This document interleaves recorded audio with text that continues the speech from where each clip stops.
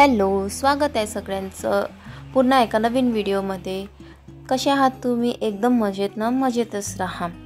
आणि इथे मी आंबे पिकू घालायला घेतले आहेत। काय झालं होतं, समोरच्या ताईंनी गावाकडनं भरपूर असे आंबे आणले होते, जे हिरव्या कलरचे मोठ्या साईजचे आहेत। ते कच्चे होते, हिरव्या प्रकारचे म्हणजे हिरव्या कलरचेच होते ते।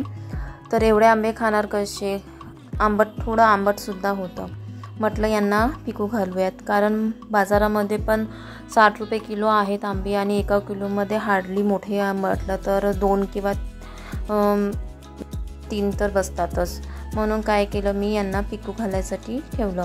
आणि जे रिमेनिंग होते मँगोज, ते काय ते अगोदर लोणच्यासाठी घेतले होते, तर मॅक्झिमम लोणचं टाकलं आणि उरलेले आहेत त्यांचंही लोणचं टाकणार होती, पण ते काही कामामुळे पॉसिबल झालं नाही।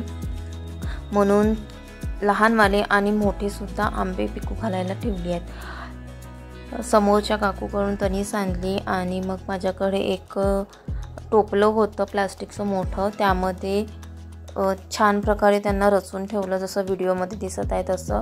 आणि वरूनसुद्धा तणीस टाकून दिली आणि वरून मग एक कापडनी झाकून ठेवलं, त्याला छान पॅक केले, जेणेकरून तिथे काही गेल्या वगैरे नाही पाहिजे आणि ऊब भेटली पाहिजे, म्हणजे आंबे छान लवकर पिकतात। आणि बघा 2 दिवसानंतर आंबे किती छान असे पिवळे भडक झालेले आहेत।